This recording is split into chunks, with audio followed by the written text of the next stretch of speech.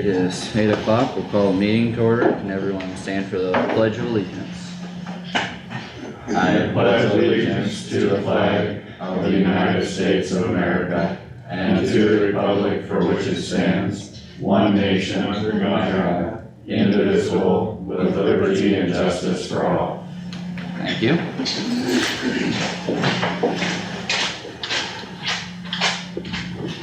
All right, we are up to public discussion. Quack, quack. Same thing? Or just the water? Just the water. Okay. Good morning. Nate? Have a couple minutes, please? Yeah, come on up to the podium, introduce yourself, please, and I think you pretty well know who I am. Yep. I would like to know who put the agenda together today to open up the wind turbine ordinance. We had a call from an individual, he talked to you too, Scott. no, no. A representative from Energy has been talking with Roger. With Roger. So it was his idea? It was brought up last week during other conversations under, discussion with our engineer. I had said it should be an agenda item, so. here Which we I are. agree with. You gotta be fair. Why do we have ordinances? Anybody? Definition? Guidelines for Yep. what happens. Why do we have them if we just keep modifying them to suit this man's interest? It's not suiting my interest, it was a request from the wind developer. But we saw what the first round did to this community, right, Jack? That's why we have an ordinance. I mean, before you get too excited, it's just a discussion, That, so was the first round. and I doubt it's gonna go anywhere, but they, And I appreciate that you being honest, but we saw what happened last time, guys. We still got fucked up roads down in Laverne area.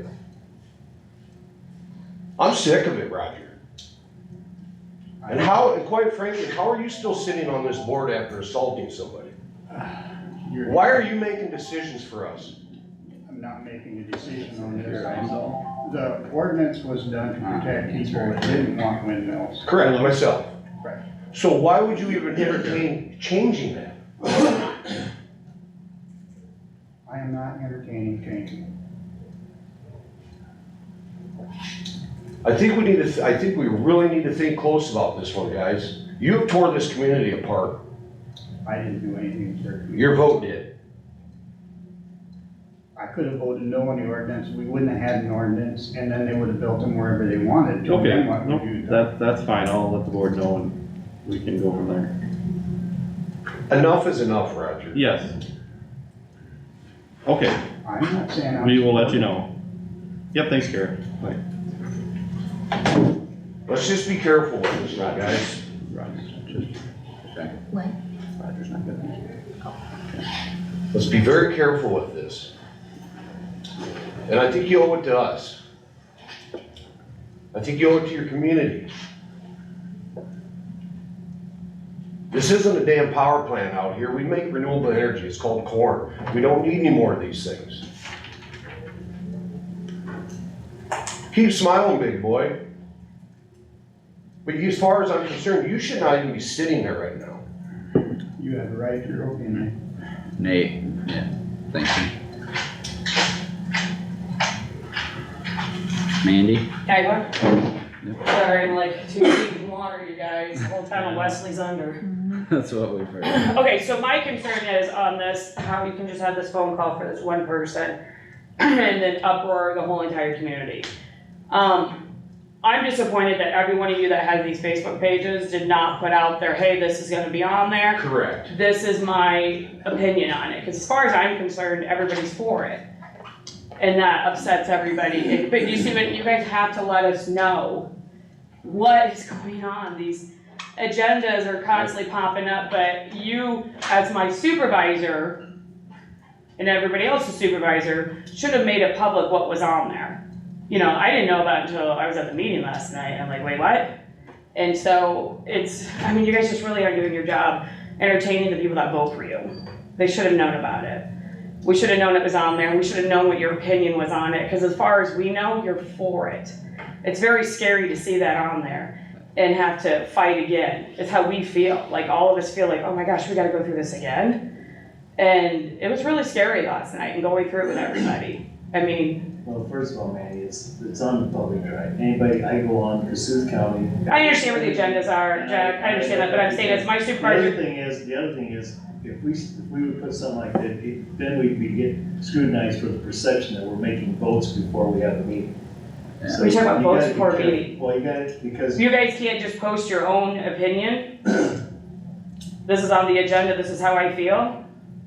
You can't put the agenda on your You kinda page. push a gray line there because then the other supervisors see that and they know which way you're leaning to vote and that's actually against open. Okay, so you can't even just- put what agenda's on there, hey, heads up, this is on the agenda. Well, Yeah, the agenda's Okay, on, the let's, agenda's on the public drive. Yeah, I That's where understand that, that's but- where well, it's let's put it in context of the fact that's on the agenda is to inform the public of what we are talking about. If anything was to be done with this ordinance or any other, there is a whole process there with public hearings and extra notification and all that. This is just to have a conversation of if we are even going to entertain that conversation. So it's. But how not- that can come up is what surprises all of us. Well, anything can come up at any time under board discussion. This is on the agenda to give people the ability to know that it is a topic of conversation. And That's so it. that tells us, is it gonna be, continue to be on there? The fruits of the conversation today would clarify that for you. And we will get to that probably fairly soon after public discussion. Yeah, I just cause one person wants something on the agenda, that can happen. I mean, then I guess any of us can tell you we want something on the agenda and you have to put it on there. And you can. You can. And so it's just gonna be ridiculous. I mean, within Both reason, both sides yes. have the right to come before the board Oh. and discuss things. I don't see any other side but the side against it. So I mean, if this person's for it, where are you? Well, I don't know if anybody. You get what I mean? It's like, oh, I made a phone call, put it on there, was it just to uproar all of us? Well, anyone in the public, anyone on the board. No, but if has you the right want it to on put the agenda, then be here. Well, it wasn't a member of the public that put it on the agenda. Correct. Yeah. Where's the person at? We haven't even got to the point where we can entertain him coming because we haven't had a discussion on it in the boardroom in an open meeting, so you can't have him come until you have a discussion if you really want him to come. The company rep. You're talking about Invenergy. We haven't even got to. And we Energy can, doesn't even own the ones now. Okay, so then, and we can share. can we ask then what has happened with the first round? Put that on the next agenda. You guys prove to us what exactly came about that first round for the community. What came about making money? What came about all this? Before you wanna entertain this one gentleman, then you tell us as a county what happened the first time, and you guys should have that. I mean, where's the millions of dollars, whatever, you know what I mean? Like, there was this whole breakdown of everything that was supposed to happen. Well, then I guess I'm requesting that to be on the next agenda, the breakdown of what actually happened from the first round. So that we have both sides, not somebody that wants to make some more money, let's see what happened to the county. Is that something you guys can do? Tell us exactly what happened? Well, you're presuming that we're going to open it up and it's gonna move forward. No, I actually do wanna know what happened the first round. We have to. Yeah, I mean, we do have, I mean, there's tax statements that are publicly available for the current turbines that are in place. There are facts behind that situation now, yeah, I mean, there are. Putting all that together is another story, but there are, Because they There were is- supposed to be great, you know, and we just wanna know what happened. but there is evidence now to answer your points, yes, there is. I mean, And they didn't get another break? Yes. Oh, they have. oh yeah, Yeah. they did, By the state. yeah. Yep, the state gave him a break. State rolled back. And then, commercial. so then there's just nothing really there then? There's still taxes, There's but still it's a there, lot but- less than Okay. they talked about. Not what was. It wasn't what they sold you. Oh, Surprise. I am surprised. To our state legislators. Okay, but I just feel if somebody's able to put something on the agenda and want it all done, they should have to somehow be here. So you're saying you can put something on the agenda, but since you put it on the agenda, that person doesn't have to acknowledge who they are? Is that how Well, that works? he said it's a rep from Invenergy. So I it's mean, Invenergy.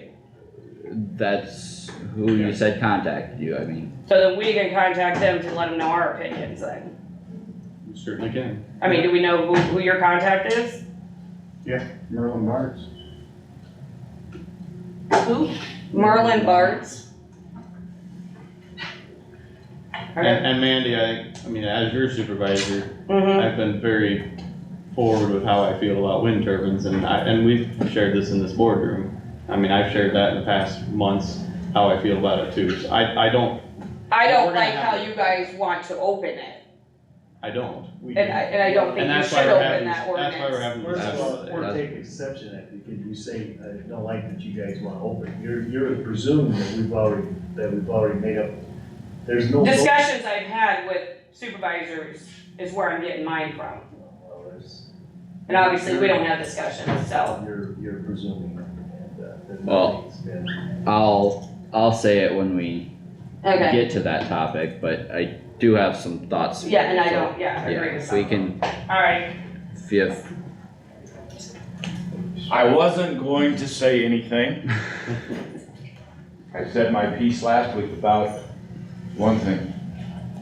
I want, since it's been brought up, I'm going to make a couple comments. First of all, I think those Invenergy people are chameleons. They come here and tell you what they want, then they go down to the state and get what they want, and we all lose. That's being said, in defense, okay? I was here when Roger said something last week. He said, I don't want to bring this up, but I've had a call. And that's when you said we need to put it on the agenda. No. That's fairness, okay? I'm standing here in prayer that you guys, it's closed. I pray that it is closed and it will stay closed. Thank you. thank you for your comments. Anything else for public discussion? If not, I'd entertain a motion for the agenda and minutes. So moved. You have a motion, is there a second? Okay, any discussion on either of those? All those in favor say aye. Any opposed say nay. Motion carried unanimous. Review and approve the claims and conservation claims. Has everyone had a chance to look at them in your folder? That Henry Adkins is the 10X stuff. Henry M. Adkins and Sons, that's the name of the company. Any other questions on the claims?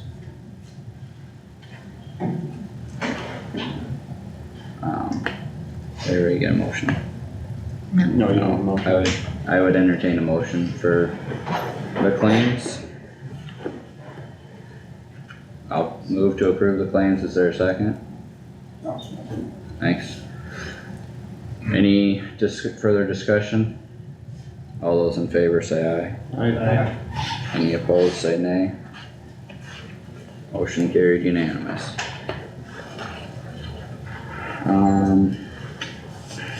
Dan, we're up to VA update. Good morning. Good morning.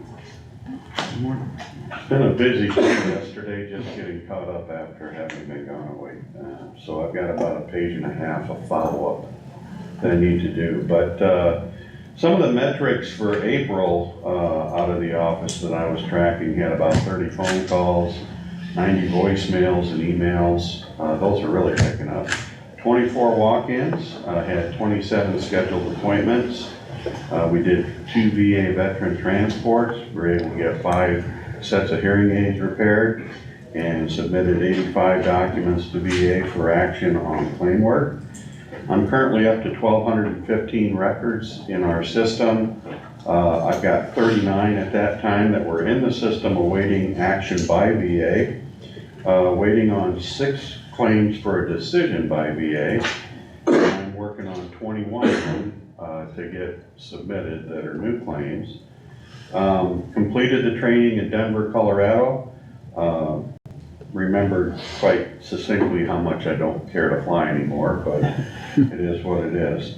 Preparing for Memorial Day, I'm looking to get the cemeteries decorated on Thursday or Friday for the ones that I do. I do the East Lawn a little bit, and then the Riverview one, Laurel Hill, and then I'll go over and help with my post in St. Michael's and the Lutheran Cemetery. Also working on planning to attend the Kossuth County Economic Development Intern Breakfast towards the end of the month. I've got to follow up with some folks at the senior centers for a speaking engagement on Flag Day. And also working with my coordination VA point of contact for the mobile medical unit. We've got that set up for July 1st over at the election center, so we're going to try and re-engage that asset and see if we can't get veterans, instead of traveling so far, to come down here and do their appointments, see their doctors, and take care of business that way. Working on finishing some of my changes to the department SOP. I'm pretty much about at a 90% solution. I've talked with our commissioners about getting some ads run to look for some additional drivers to help me out on the transport piece, so I'm still working that issue. Snapshot for monthly awards for the month of April were $5,907.07, and retro benefits were $9,617.19. The majority of the snapshot ad hoc reports that are in your packet, relative no change, because there's been a lot of slow movement on some of those various claims that are identified. The VA Veterans Pension did increase, that is $18,913.15, and retroactive benefits is $87,537.75. Rated individually unemployable still remains at 11, tracking 48 that are permanent and total 100%. Accrued benefits, the benefits that are available to families of deceased veterans upon their death, currently tracking $136,051.60, and that pretty much rounds out most of that. Just wanted to give you some of the key takeaways from our training conference. So Polk County Director Michael Mortensen, former president of our Iowa Association, was recognized with the Ann Knowles Distinguished County Veteran Service Award. And that award recognizes at a national level a CVSO that has gone above and beyond in demonstrating their professionalism, values, and ethos of an exemplary CVSO. This is an annual award. Ann Knowles was a CVSO who worked in the field for 42 years and was recognized nationally as a first recipient. And then they subsequently, because of her core values, named the award after her. So it was a very prestigious thing for Mike to receive. The other thing is Iowa had 42 representatives out there in Denver at this school, so we were able to get 42 counties represented, which was quite nice.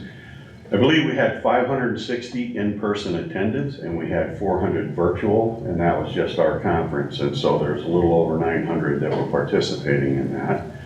And they did a claims clinic where they actually brought veterans in from start to finish and did the claims process, and then took them right out to the mobile medical trailers and did the examinations, which was quite impressive. I think they had well over 870 actual completed claims that they had done, where they had brought them in and ran them all 5 days. We were able to get some excellent instruction from the Pension Management Center, updates from the asbestos claims representatives, updates from Veterans Health Administration, and then we got a briefing from the VA Chief of Staff. And the highlight for me was they actually turned our conference room into a courtroom. So the 4th Judicial District and the 3 judges that belong to that under the Court of Veterans Appeals actually did a live case right there in the conference.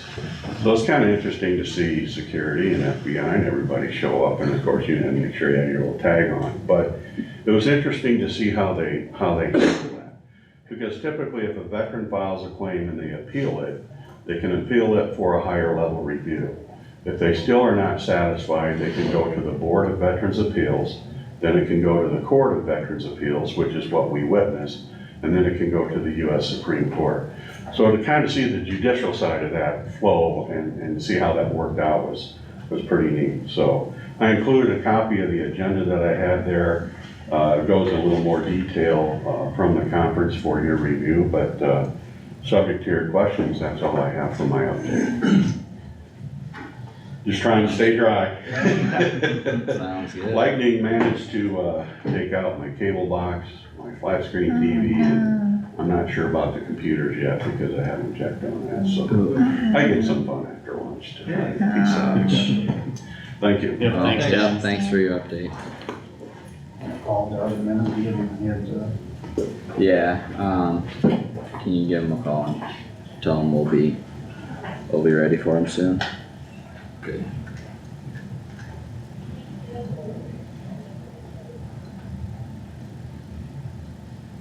Morning, Doug. We're ready for you whenever you are. Oh, probably in a few minutes here.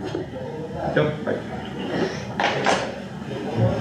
And Kira called and said Yeah. Roger's not gonna be here for at least an hour, so if we need him to give her a call, otherwise, if the board's comfortable, approving James Lauer as Civil Service Commissioner, that we can move forward.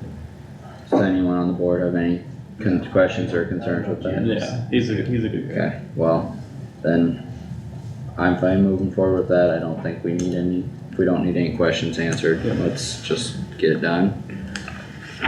So I'd entertain a motion to appoint Jim Lauer to the Civil Service Commission. His appointment is for 2 years. Okay, yep, and that's 2 years. Jack and Roger? Okay, any further discussion?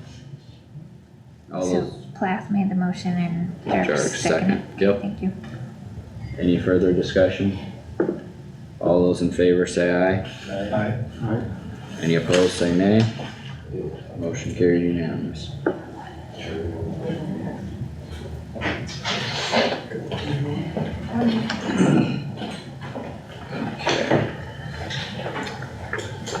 There you go, thank you.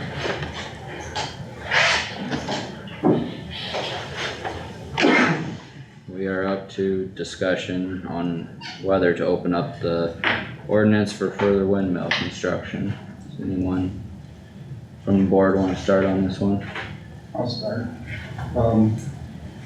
I told Merlin when they asked me that, I wasn't fond of what the state did, the legislatures, when they rolled back to 20% of all the windmills that cost our county a large sum of money. And that it's hard to support a windmill to open up the ordinance without that being addressed by the state. I think that's a fair statement.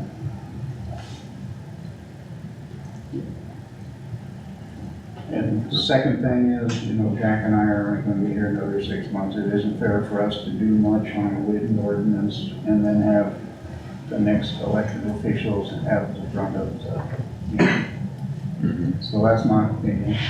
And I agree with that. The wind turbine companies, originally what was set in place would have been a nice pot of money for the county tax-wise.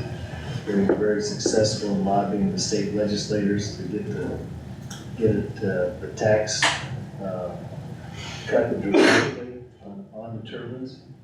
And to the point where it's just not really feasible. We went through the last time, it just isn't worth putting the people of the county through that again. I have no desire to open that up again. Yeah, and I guess I would say the fact of whether we ever have conversations on it is one thing, but if there was ever conversations about it, I would want setbacks substantially increased. I'm not satisfied with where they currently are. So if we have a conversation about it, that's one thing, but I don't think we should have that conversation this calendar year at least. And if we do, it should be higher setbacks. So I'm gonna make a motion to not open up the ordinance for further windmill construction. Okay, Or you can. I'll second that. Any further discussion from the board? You guys like to say anything or? talked to a couple state legislators about this, and I think we ought to keep it on the agenda whenever we need one. Because it costs the county a couple $1 million in taxes, and that's gonna increase every year as more and more of them start getting to the full assessment. It's gonna make a bigger difference. And it's not fair to the people of the county that are paying the taxes that the windmills should be paying.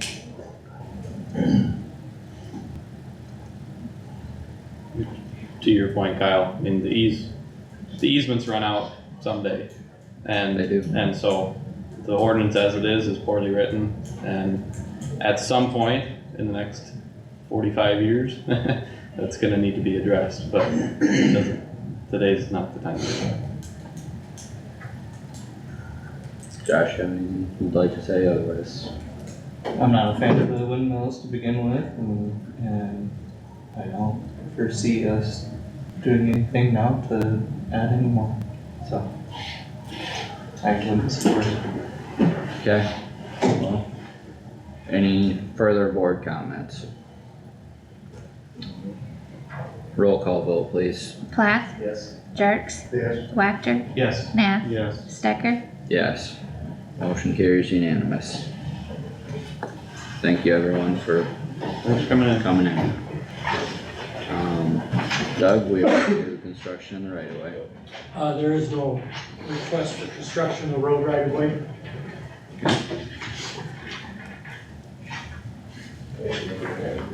Anything for discussion?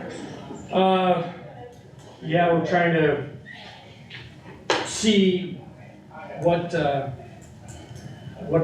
damage has been done from last night's rainfall event. It looks like Prairie Township and Wesley Township suffered or received quite a bit of rain. There are places where water is over the road. Water is going down, it's taking time. It might have just been the timing of it all when I was out driving this morning. South of Algona, I haven't heard of anything. I know in the town of Algona, we had a couple of spots where typically river elevation causes some problems, and but north of town, we are not seeing the river rise, so we just gotta kind of wait and see. Construction obviously is on hold right now. The bridge south of Titanca, they're decking it, getting ready for a deck pour. The bridge down at Gunter's is ready for guardrail installation. And yesterday, Merriman's poured on P30, the Boulder Hobart Road. They actually drove piling, so that south pier piling is driven, and they'll get ready to pour that.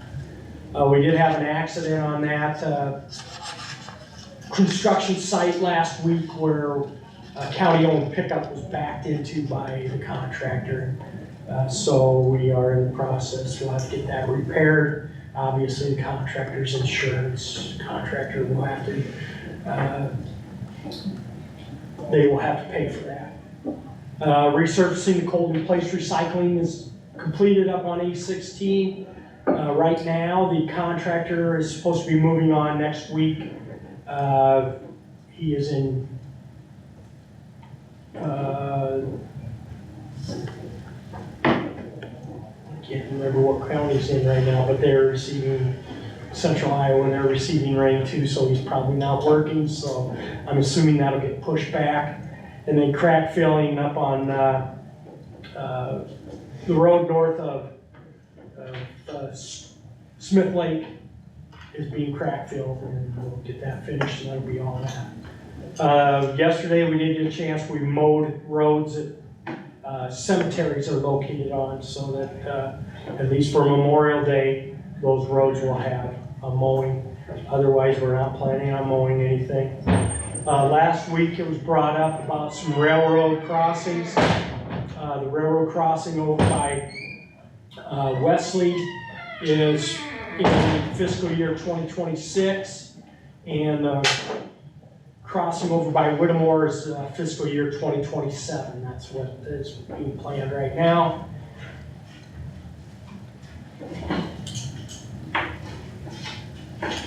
And I did get some quotes on equipment out, so June 4, we will be opening those and acting on those.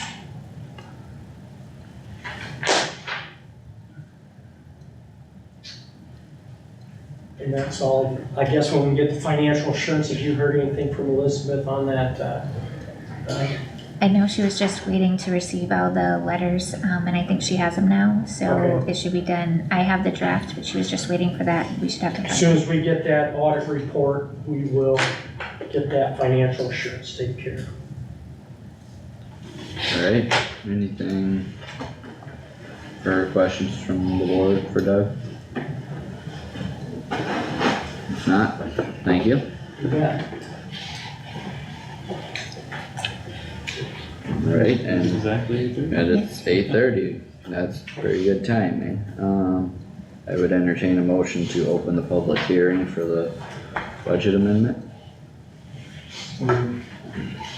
Okay, Wactor and then Jarks, you second? Wactor and, Jarks made the motion. Oh, okay. Whatever, Whatever way it works. Jarks and Wagner, okay. He probably had his hand up before I said anything, I didn't notice. I need to be vocal. Okay.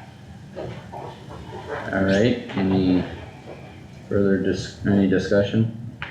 Roll call vote please. Plath, Yes. Jarks. Yes. Wactor, Yes. Nath, Yes. Stecker. Yes, public hearing is open. Okay, so this is notice of public hearing, amendment of current budget, Board of Supervisors of Kossuth County, fiscal year July 1, 2023 to June 30th, 2024. The Board of Supervisors of Kossuth County will conduct a public hearing for the purpose of amending the current budget for fiscal year ending June 30th, 2024. There will be no increase in taxes.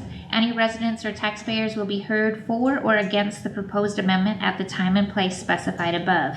A detailed statement of additional receipts, cash balances on hand at the close of the preceding fiscal year, and proposed disbursements, both past and anticipated, will be available at the hearing.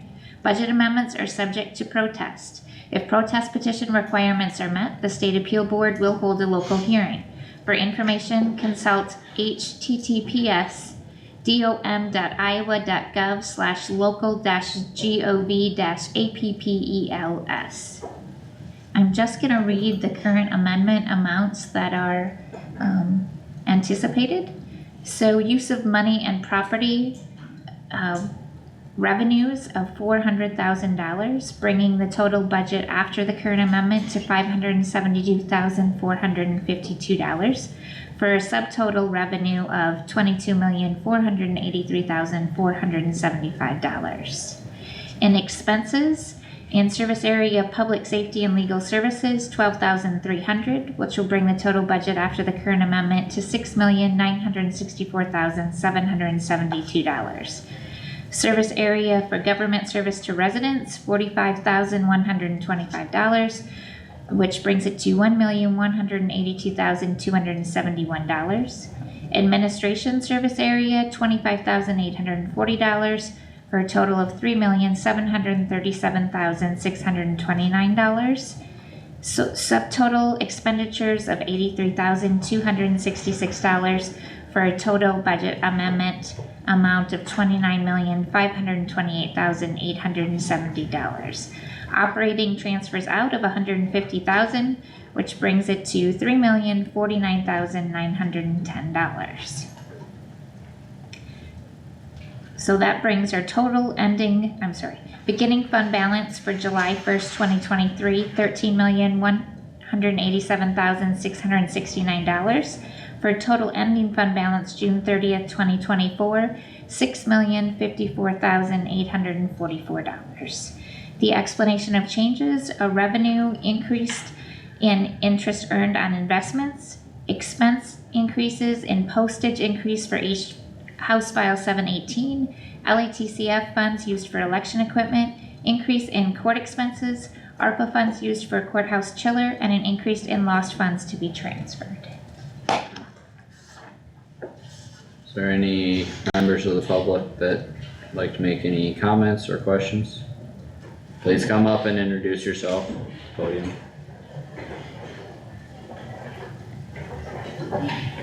Joe Goshi from Titanca, Iowa. And, Tim, you stated, when you're there's gonna be no increase in taxes.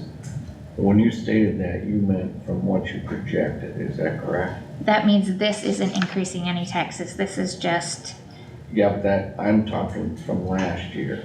You're increasing taxes. from no, this is this current year's fiscal Yeah, year this amendment. is specific to this amendment. Yes, this is the amendment for this current fiscal year. Oh, so that has nothing to do with No, the next year? no, Okay, I misunderstood. Okay. And then one other comment I'd like to make, and I kind of sympathize with that department heads here because of the statements that were made during the budget process.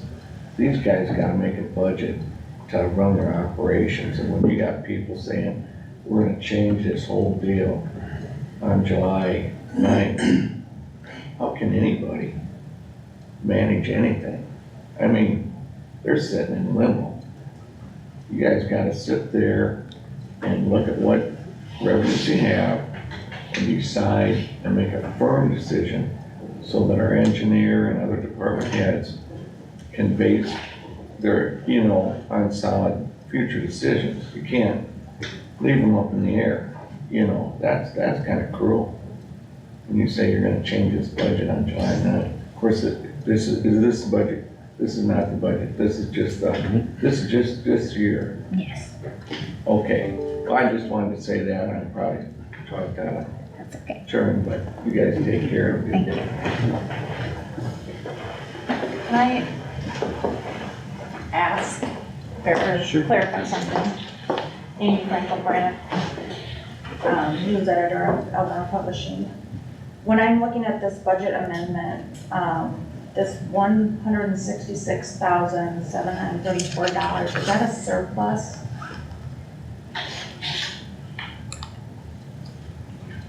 Which line item are you talking about? It's in the middle, right at the bottom. The number 40, 32. Total okay. ending fund balance for June 30th, 2024, and it's under the current. Under the amendment. current, No, So not a surplus, that's just, The change. what it will do to our ending fund balance. that's the difference between the changes in revenue and changes in expenses. So with $400,000 increase in income, there's 233,000 of expenses, so the difference between those two numbers is 166. So that gets added to our ending fund balance. Okay, and then what happens to that money? It's in our ending fund balance, it becomes our beginning fund balance in the new fiscal year. So is that over what you've already budgeted, or? Yeah, this will be in addition to what we anticipated for this. This is kind of the formal side of some of the things that we talked about Okay, I previously. just wanted to make sure I understood. Just make sure that it's all last year, but not the budget that we worked on. Yeah, This is all this is previous fiscal years. year 24 that we are Currently, close to finishing. Right.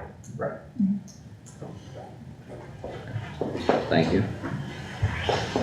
Any other, questions or public comments for the public hearing?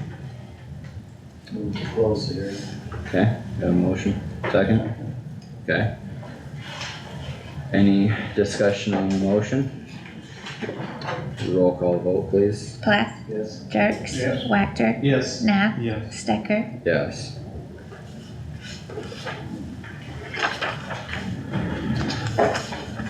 Alright, then, next thing on our agenda, and it's in our packet, is resolution 05-21-24-01, which is the amendment number 2 of the current budget for fiscal year 24 that was just discussed, and presented. Is there any questions or motion to this topic? Move to approve resolution 05-21-241. Is there a second? I'll second. Any further discussion?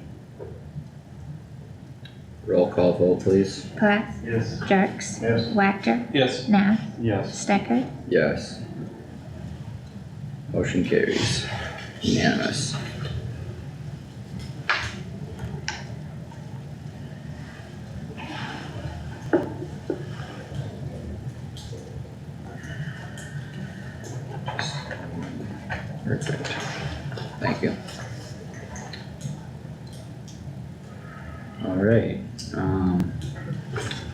think we are, Heidi, I think we are ready for you. If you wanna come up, Isn't there another amendment number 2?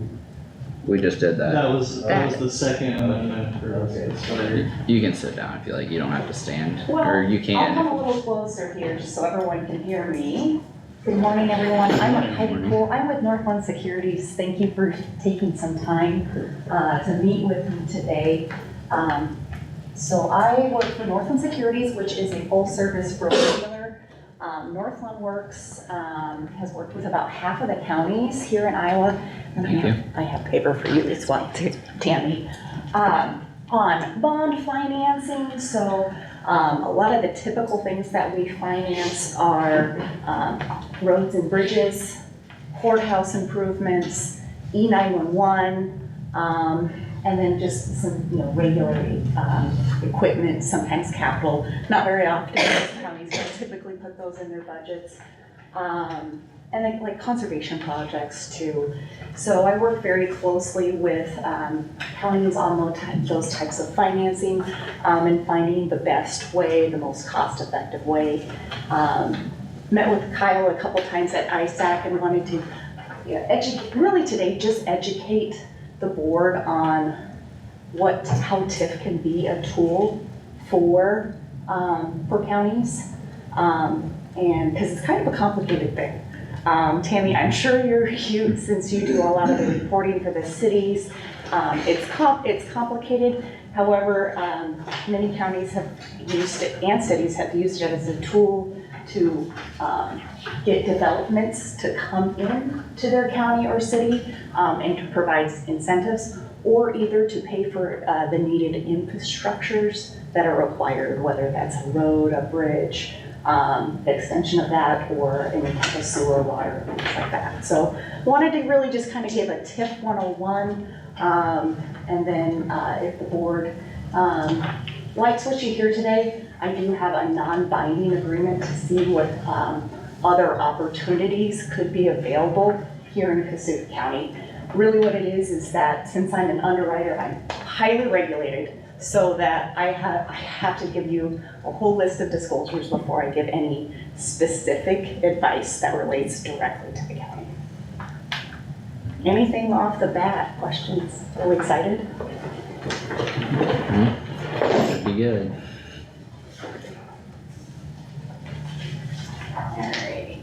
And I think even in general of the bonding aspect, I think it'll be good information for the board here because the effects of House File 718 as well limit things, and I think several state legislature members have made the comment that it can force things to be voted on and on the ballot, but a condition of that stuff is bonding, so there's a lot of aspects to it, but thought it would be a good opportunity for everyone here to be able to ask some questions and get some information firsthand, so Awesome. have at it. Perfect.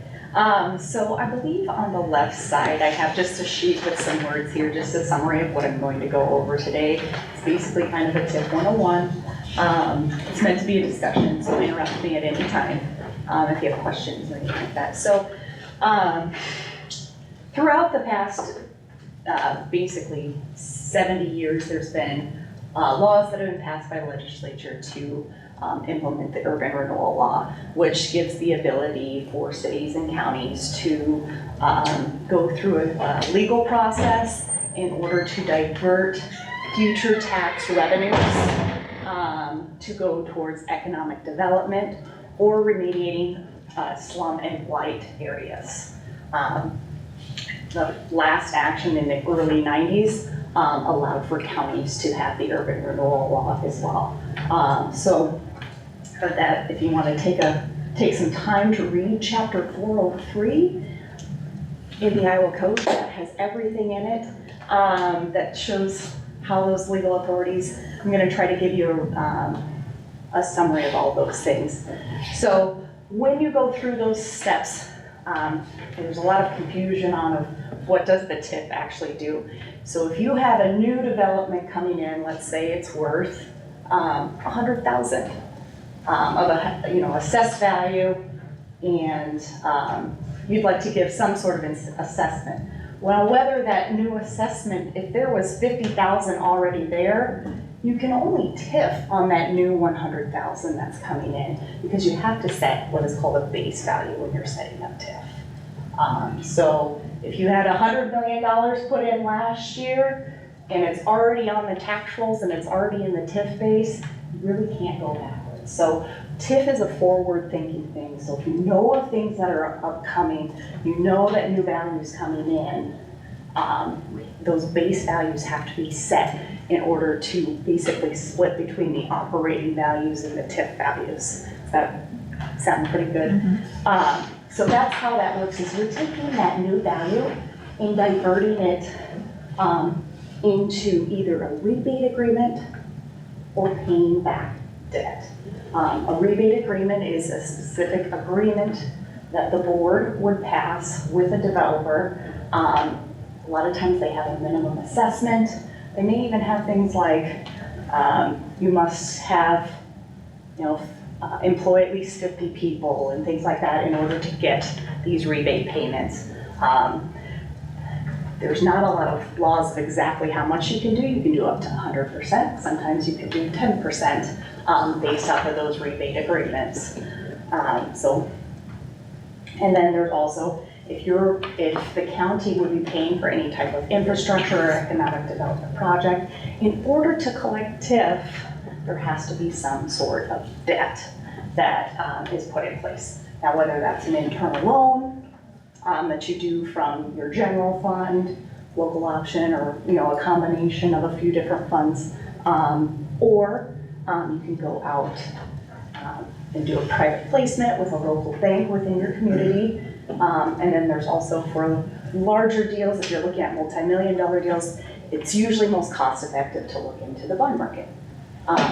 So those are the ways to do it. You have to go into a legally binding debt, whether that's a rebate agreement or some sort of debt. So how do we get there? What are those steps that are taken? One, you have to create that area, set that base value. So what are those parcels that are going to be gaining that value? So you're setting those parcels, you're putting that into a legal document. If you have a large ethanol plants were put in a lot of urban renewable areas, about 15 years ago. So they'll set that base value, put that area of where that ethanol plant is going to be, and then you put that in that area. Typically, those are what you'd call an economic development. Unless the area was beat down and your attorneys can say, hey, this was a slum area, typically, what we're looking at is economic development. Then you have to hold public hearings in order to put these in the area. You have to have consultations. Those consultations are if you're within 2 miles of a city or a school or a community school. So you have to have those types of consultations. And then you have to make what's called an urban renewal plan. Back in about 2014, the law was amended that you can't just spend TIF on whatever you want. You have to declare what you're spending your TIF dollars on. Not only do you have to go into debt, you have to declare. So not only do you have to say, hey, here's where we're collecting the money, here's what we plan to spend it on. And for counties, I've seen lots of different types of incentives that have been done, but mainly what I'm seeing is roads and bridges. Those connect you to all of your towns, all of your businesses. Those are economic development. There are a lot of things. With the engineers in here, there's always roads that need to be brought up to speed. It's been kind of a tool of what, for counties, that has worked very well. And so, like I said, creating that area where you're collecting the TIF to making that plan of how you want to spend those dollars. That plan is, if you put a plan together and you add $100 million worth of projects, you could only do 500,000. It's just putting that plan together and say, hey, we're putting a legal plan together. This is what we would like to use our dollars on. There's still additional steps that need to be taken in order to go into that debt. And that's when you're really declaring what you're spending those projects on. But first you have to go through putting it in an area, putting it into a plan, and then when you're really acting and spending the dollars is when you go into that debt. Again, creating that debt. Internal loan works really well when you have, you can do it within a fiscal year. Small projects to internally do a debt. So what you would do is you basically would take a transfer from your general fund, put it into the capital project fund of your urban renewal project. That TIF comes back in, and then you can pay back your general fund. That's how that internal loan works. Local bank takes a set of public hearings, depending on your projects. Sometimes those hearings are a simple public hearing. Some require a full referendum. There's also in the economic development law, there's what is called a reverse referendum hearing that is required that has a longer 10 and 20 day notice than the regular 4 and 20, where you make that notification, you hold the hearing. If you do not receive a petition that is more than 10% of the last gubernatorial election, you have the full authority to proceed. Just based off of the project, there's all different, but that's how it works, is to gain that authority, is to do those, an outside financing. You're looking at either it's a public hearing, a full referendum, or there's also that reverse referendum option. So depending on what the project is, I can always kind of guide what the best route to do is. The other one is there's also those hearings allow for you to have a general obligation backing to it. If you know about the general obligation backing, that's the full-fledged taxing authority of the county, which gets you a better interest rate. Probably right now in the bond market, you're looking at probably about half to 3/4% better interest rate. You can do what's called TIF revenue financing, which is just a simple public hearing as well. So if you can go ahead and get those general obligation hearings held, you don't have to tax if the TIF revenue is there, but it gives you that extra backing for investors to give you a better interest rate. Kind of went over a lot of information there. So again, kind of just to summarize, you decide where you're collecting TIF, what you're going to spend it on, you go into debt. Then after that, you go ahead and start spending on your projects. Then it comes to the work of then you have to certify the debt by December 1st each year. So that debt, you have, whether it's a principal and interest payment or you've gone into that internal loan, you certify that in reportings by December 1st so that it can actually go into the fiscal year that you're just starting some of that budget processing on as well. Then you can collect the TIF. So as I said, it's certified by December 1st. So let's say you went through this process and you certified a debt by December 1st of 2024. That TIF would not be collectible until the fiscal year 25-26, because you're looking at assessment value as of January 1, 2024, certifying a debt by December 1 for your next fiscal year for 25-26. So for just so I'm understanding this right, say you tipped my house it's assessed this year at $50,000, we'll throw that number out. Yep. And 5 years down the road, something happens in the economy, and now my house is assessed at $40,000. Then does that affect then what your TIF revenue is going to be? Yes. Yeah. So Yeah. so that's the risk then that the county would be taking in setting up a TIF district is basing on what the economy's gonna do. Is that kind of, I mean, you're basing it off of expected revenues, whether it's in the TIF district or it's in your operating budget, that's a risk, you know, no matter what. Sure, So sure. when you're going into a financing of some sort, you're going to wanna make sure you have some buffers in there to make sure that you have excess TIF available to make any type of payment. It really wouldn't make any difference, because your assessed value goes down, your taxes would go down, the TIF would go down, it'd be the same. You wouldn't be collecting any tip dollars. Yeah, but your dollars, you don't collect.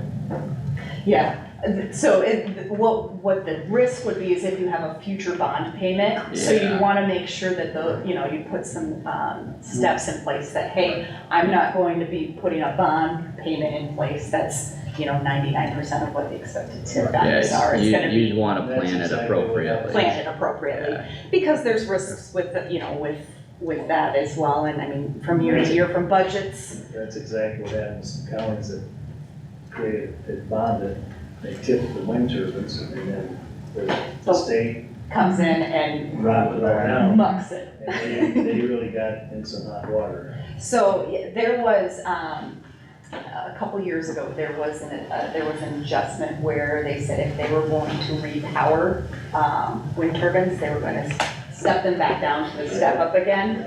The legislature has since, said that actually, when it comes to wind turbines, that 100% assessed value can change for up to the first 2 to 3 years, but then it is set for that 20-year time period, whether it's repowered or not. So it should stay relatively constant, as long as the rollbacks don't change and things like 2 tiers, which are minor, compared to like a repowering starting back at a 0 valve. So So the problems those other counties went through wouldn't be repeated necessarily, cause that's already been, that has been addressed. But just the rollbacks that really hurt. As much as the repowering, the rollbacks The are rollbacks is more. what really hurt them. what you're saying, that would be affected the first couple of years, but then following that. And it's with, TIF is up for legislative every year, so. Prerogative, yeah. However, commercial and industrial, are, it's unlikely that it's gonna go from taxed at 90% down to 10%. Could there be some adjustments like the 2-tier we just saw, things like that, but. I've always thought the state backfills the schools at about 85% or whatever it is. Yep. Are they gonna ever change that? That's another thing that we don't know anything about. You know You what? got your crystal ball? Well, they certainly the state can do whatever they want. Yeah. As we've seen in the last few years, the state can do whatever they want, Yeah. but, so the state, does backfill the 540 levy up to 87.5%. So when, counties and cities collect TIF, the schools don't get all of that new value, but right now they're being supported, very heavily Yes. by that backfill, and getting dollars from the state, so. My other question has always been, when you get a TIF district, 5 years down the road, we can't modify the district that we originally set. I've always thought there should be some flexibility. If you had another project you wanted to add to that original TIF district, if it was a mile away from there, I've always thought you should have been able to amend your district. The district. Yeah, to take advantage of something that you've already done. So basically what you can do, so let's say you have a district you added in this year. That starts the time clock on your TIF collection, when you create a district. So, if we're looking at economic development, for commercial industrial, that has a 20-year time frame on it. Right. If you have new area that you'd like to add, you're going to add a whole new TIF district because you don't want to mess with that base value of what is currently in place. You can make a new TIF district with that new value, and then that would start the clock for a new 20-year period for additional area. So you pay. So they would kind of stack on themselves, they'd be separate, but you'd still be able to do stuff. but they'd be Yes. separate. Your new district would include the old district or part You of it? would have basically two TIF You districts. still have the two districts. Yes, and you can still continue to collect, once you set up one district, you've got that 20 years. Doug's got a question. Yeah. Are you talking, Roger may be talking about the plan and not the district. Also, so you're talking about the projects as Right. well. So if you're talking about the plan, you can, like the city of Des Moines Right. amends their plan every month. They can- I mean, I was just thinking if you wanted. if you wanna add new projects, so hey, you said, we put in $10 million worth of projects, 5 years down the road, priorities have changed, we need to adjust and go to this project. You amend the plan, you go through the, It's but a the. public hearing for Yeah, that. there's a public hearing, you're going in and you're adding those projects back in. And you're doing a financing for that new project, but you're not having to adjust the area because the area has been set. If you wanna collect the TIF on that area and pay for a different project, you just have to amend the plan. So when counties are asking me questions of how do I put this urban renewal plan project together, say, hey, don't look at like 30 years out, but realistically, if there's something that you'd like to get done in the next 5 to 10 years, go ahead and put it in the plan. If it gets adjusted and you only do 3 of the 10 projects, that's fine, but you go ahead and just put them all in the plan. So you're set up, you go through that process once, and once you're ready to go and borrow and get those dollars, then you're spending it on the projects that you want to do.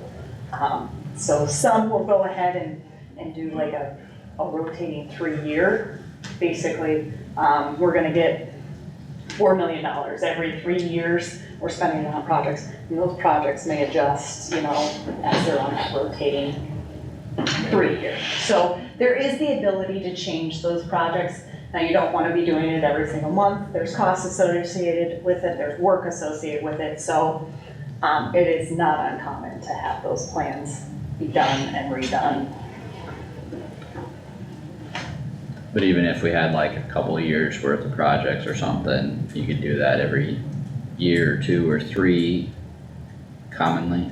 Yeah. Well, there's some counties that did a really broad area. They resurfaced roads through the whole county. So you can have a TIF district that capsules the whole county. So what it would include is you would have, where you're collecting your TIF, whether that's like an ethanol plant or a wind farm or something similar to that. And then when you are adding in county road from county line to county line, and you can add all those roads in there. So You just have to legally describe them all. you legally have to describe them all. Put them in the plan. Put them in the plan. Some will say, hey, we think we know what we want to do in the next 5 years, but we know that the TIF's for 20 years, so let's put all the roads in. Does every road get resurfaced? Maybe, maybe not, I don't know. Depends on what the revenues look like and, what projects can, realistically be done as well. They have a lot of roads. I know a county engineer that did that, and I thought they wrote state legislation that said that it had to be adjacent to the district. It can't be every road in the county. So, I'm a financial person, I'm a broker dealer, so when you're going through these steps, you will hire an attorney to put together these legal plans for you. There's a couple attorneys out there, they do it a little bit differently, but what they'll do is they will basically connect where the TIF revenue is to the roads or bridges. And so everything will be, so it's all of they'll include the roads, bridges that you want to include, and then connect them to where the revenue is. So it kind of looks like a spider web. Here's where you're, you have a map of where you're collecting the TIF. You have a map of the projects, you kind of lay them on top of each other. It looks like a spider web. So, if I'm understanding that right, let's just say you tip the ethanol plant that's in Yep. the opposite end of the county, but you have economic development that you wanted to do in this southern part of the county. That would not be possible because they're not connected You would in the connect same them. area. You would connect them through the established road projects. They're established roads that are within the county. So, and not only would you include the roads or whatever project you have on the other side, you'd include the connecting routes. So you as would well. need to, I'm just using Yeah, the ethanol plant in Lakota as an example, since you bring up ethanol plants. We tip something up in Lakota, Yep. you need a road that's going all the way down to Laverne if you want to do something in Laverne, like through the whole county. Is and so that in the correct? plan, the legal Okay. document would just connect it. Okay, it needs to be a continuing district. Which roads don't have any type of additional value being gained, it's just really the legal form that's kind No, of put together. I'm questioning what Carter is asking by economic development. I don't know what he's asking there. Or, well, I mean, that could include roads and bridges too, Okay, all I'm saying is if, using a road, say there's a big road resurfacing project that needs to be done around Laverne on the opposite end of the county from where the TIF district would be in Lakota. Yeah. How does that work? That's all it was kind of. I think we get, correct me if I'm wrong, but we get through some more of the specifics with attorneys that would Yeah. deal with that, But yeah. it's been done. It's been done before, but whether you have TIF over in the northern part of the county, want to spend some TIF dollars in the southern part of the county, there'd be some discussions on how that would work and how you'd be putting those in those plan documents. Did the legislature crack down a little bit on TIFs a couple of years ago? Some of the counties used them very Loosely? wildly. So, like specifically, When you had counties that tipped everything. And then they putting their roll to dead over and over again with doing another TIF district and another TIF district and having big areas that were TIFed.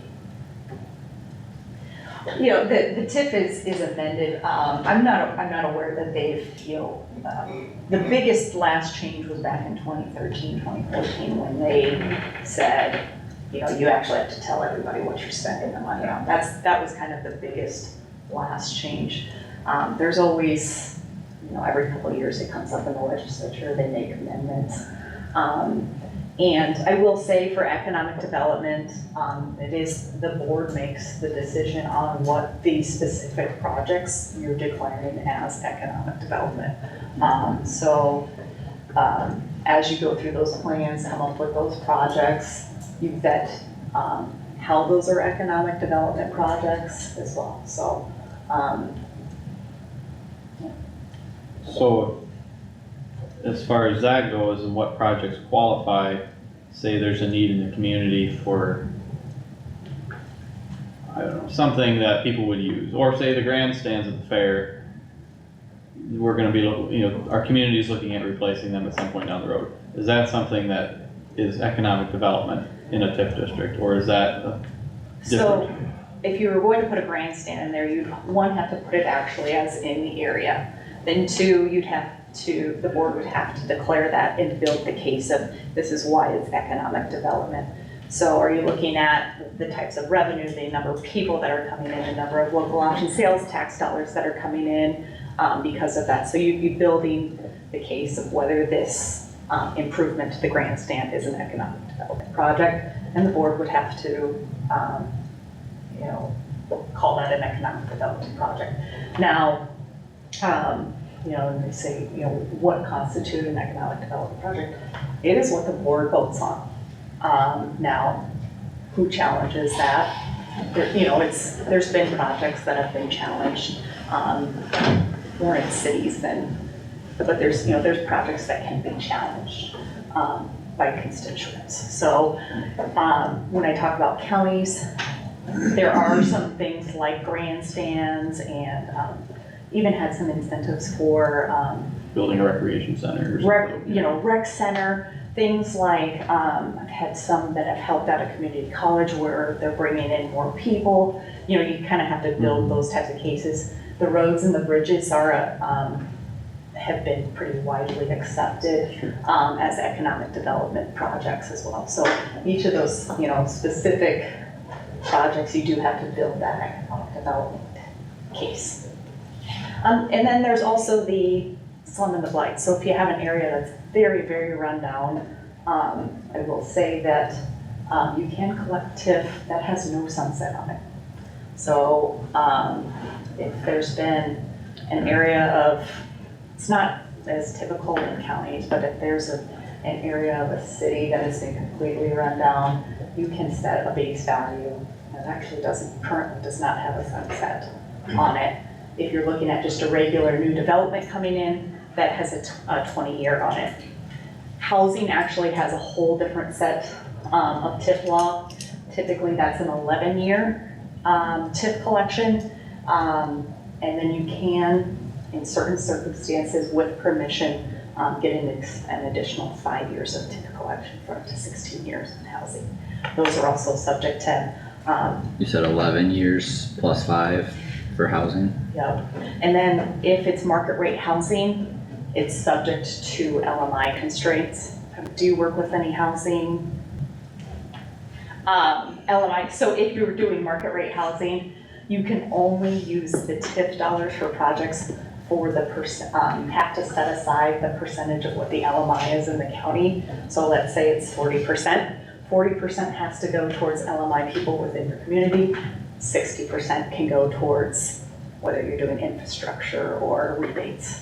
So it cuts the TIF dollars when you're doing market rate housing. But Change the subject. What value do you bring to the auditor when she has to do all the paperwork on TIF? well, Just a question. yeah, so I work with quite a few auditors on doing that paperwork, getting auditors comfortable with that first paperwork, getting those certifications done, and through that process. Do you work with the cities too? Because in the end, she has to go and verify theirs. I typically work directly when it comes to financing. I could be a consultant and I could be hired as a consultant, if you're looking at, needing some assistance with. Just wondering if you tips have any value to add to what you've already said. Like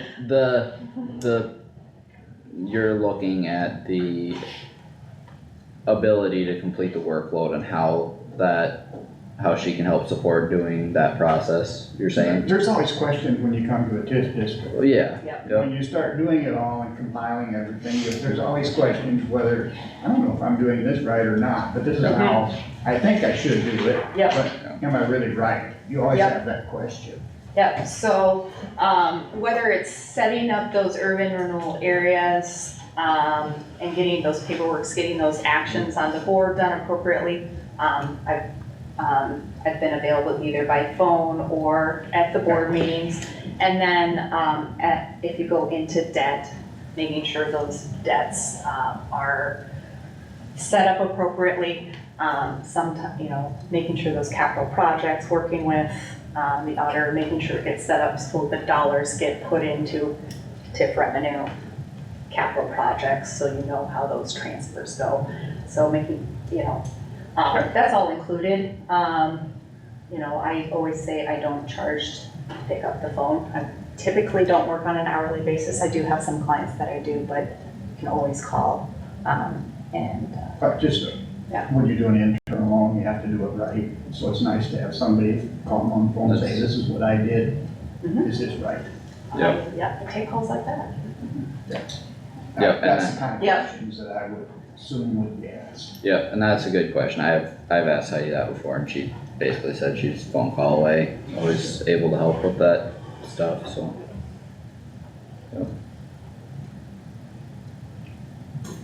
Just so you know a little bit of how I work, so I'm a bond underwriter, so a lot of times I'll work as an underwriter for clients where the bonds, I basically go in and structure and work with the county, but then my company Northland buys and sells those into the market. So it's all kind of combined into, kind of a one-stop shop here. I also have worked as a municipal advisor where it's a separate fee. And then if you're going into the bond market, I send those out for bids. I also work as a placement agent if you want me to send it out to the 10 banks within the county and making sure you get all that back. And then I also do consulting work as well. I do TIF consulting work.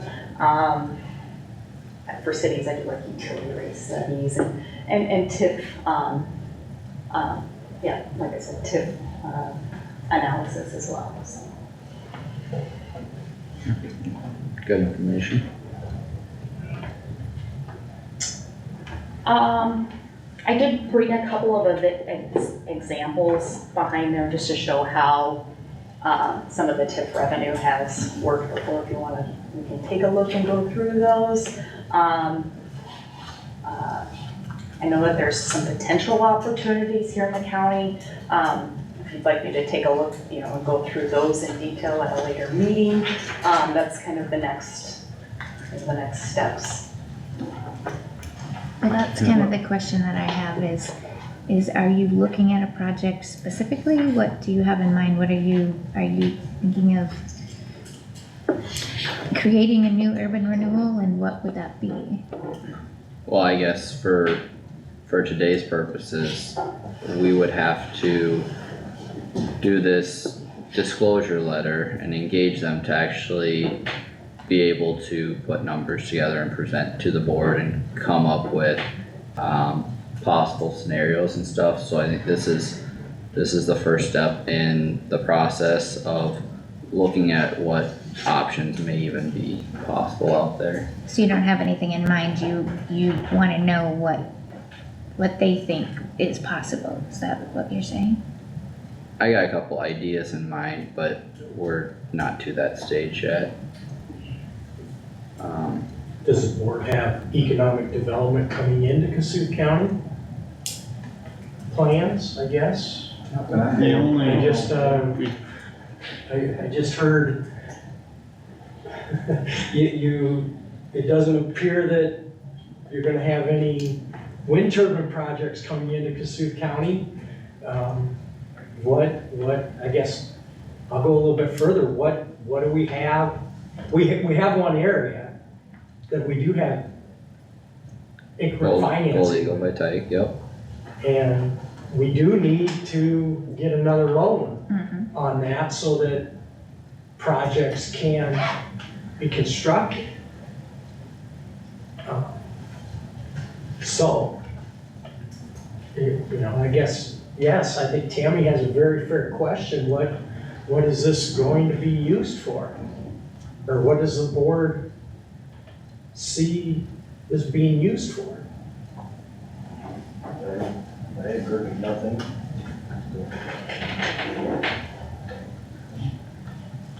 The only economic, since I've been on the board the last year, the only economic development that we've really discussed or signed that letter of interest with, Cap CO2. And that was the only, and that's for a methanol plant, but that was a very if maybe thing, and that was not binding at all. It was just saying, hey, if you're thinking of coming here, we support it.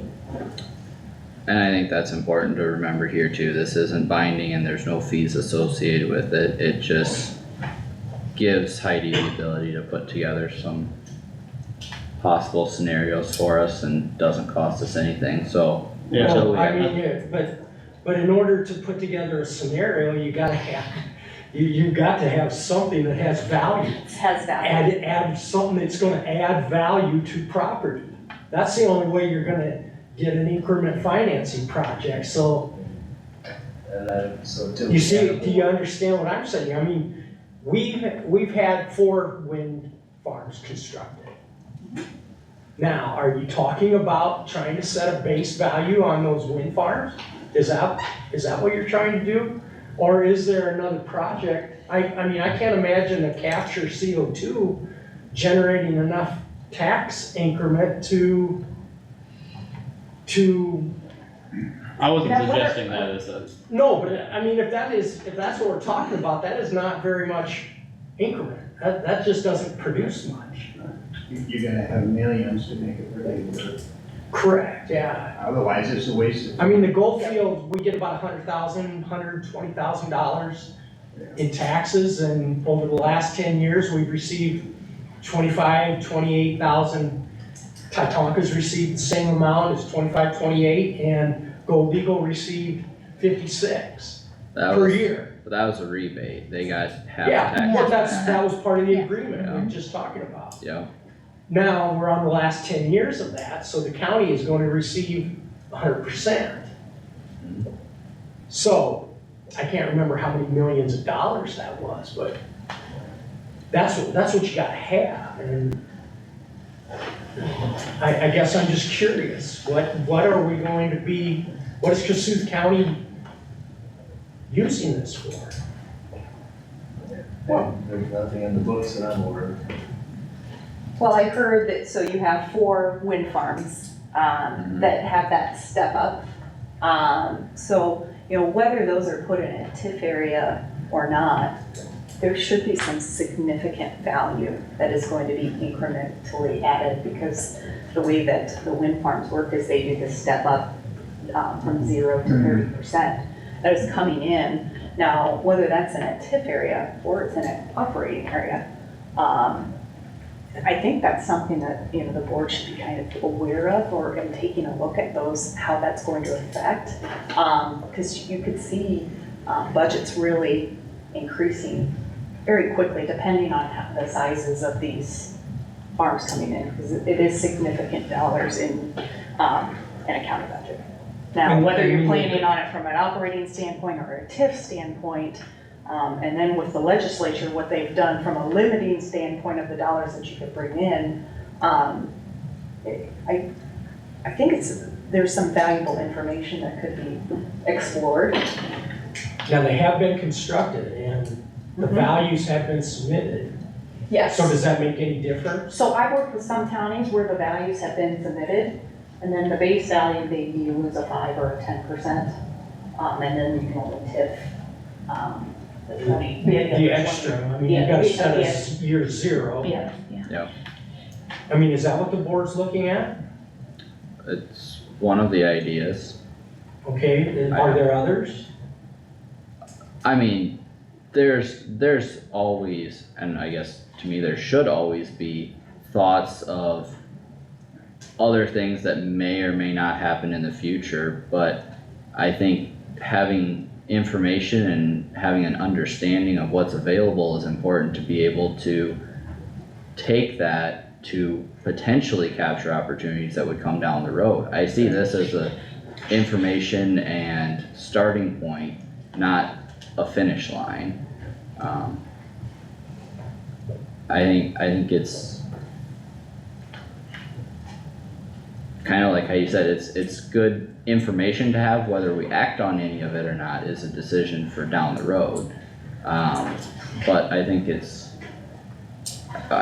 quite literally, we're out nothing but time right now, to explore options and see what would even be possible, so.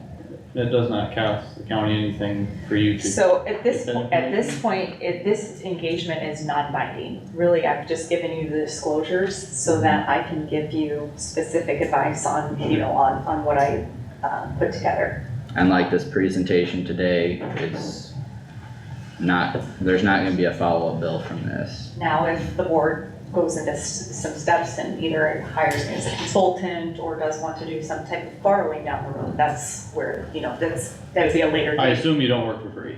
I do not work for free, but this is just informational at this point. Yeah. I don't like to, on day 1 come in. I like to earn trust of the boards. And so that's how I've always worked. I've always started off with non-binding contracts. If you don't like what you see, If you haven't gone into any type of financing, you don't see a bill from me. A lot of times I've worked on jails and those take, 3 referendums. So, and I haven't seen a payday until you get through the 3. So, I am here to build trust. At this point, it would be informational only. From what I've seen in other counties, it's good information for the boards to have, whether you go through this process or not, because there's significant adjustments in your value that are coming, and that need to be managed. And I think there's a lot of value in the fact that this is the first conversation, and it gives everyone some time to think on things, maybe come up with new questions, process everything at your own speed, your own time. I think there's a lot of value to that, knowing that there's no expense, no risk up front. It's just the very beginning, no obligation. Gives everyone some time to really wrap their minds around it before anything of that nature would even be on the table, so. What's the interest rate now for bonds? What's it running? You know what, we're in an interesting part right now where we're in an inverted yield curve where, so if you borrow for 1 year, you're actually getting a higher interest rate than in you're at the 10 years. But, I would say if you did a 10-year bond, you're probably looking at about a 375. That's assuming tax exempt, being qualified, so under 10 million in 1 year, and then you're borrowing for a tax exempt type of a project like a road or a bridge. If you did a 2-year, you're probably looking at, probably a 425. So, it's not like 2021, but they're still average. And I know the feds they're pushing off lowering interest rates, but if you look at where rates have been in the last 20 years, we're in average interest rates at this point. I don't see an inverted curve very often. It's because the Fed just did the push. Yeah. It's usually not a healthy sign for the economy, so. Usually not. I want to say there's a statistic of the last 10 inverted yield curves, there's been some sort of correction that has followed. Yeah, there's been either a recession or a downturn in the economy in every one of them. However, it was, inflation was happening so rapidly. I think that's why the Fed did what they did. But that's where we're at. Also, as a source, I have my card in there too. If we just want to know where rates are at. Yeah. I have a source. So. Yeah. Thank you very much for the information. Yeah, thank you. I appreciate it. Any other questions on the board right now? Okay. That's food for thought for everyone to kind of consider and stuff.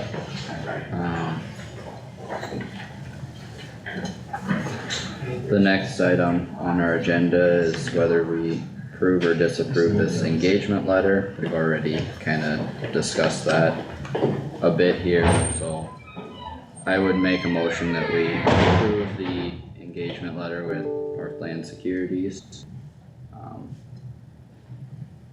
And see what the information they can provide brings. I guess that is. With it. Want a second first? Yep, would there be a second, and then we could have discussion? Okay. Okay. Any discussion? I think we have to have a reason. Yeah, I don't see any reason to do anything. There's nothing on the books, there's no plans, there's no, I guess we need to have something out there that we're considering doing, and we don't have anything, so I don't see any reason to do paperwork and everything. Understand there's no binding deal with it, but I guess until we have something that we wanna engage in, I don't see any reason to do anything at this stage. I think something for me I've taken away from this is, I mean, our wind farms are relatively new, and there is a lot of stage left in those as they rise in their tax rates. I guess we're getting diddly squat from them right now with the rollbacks, and so it'd be worth just having the information. If it's not worth it, it's not worth it, but I guess, I'm not opposed to looking at it. But you don't get any more from them. The money that, if we're gonna collect the taxes, it's gonna go into our general basic fund, and was originally intended to help ease any increases in taxes down the road.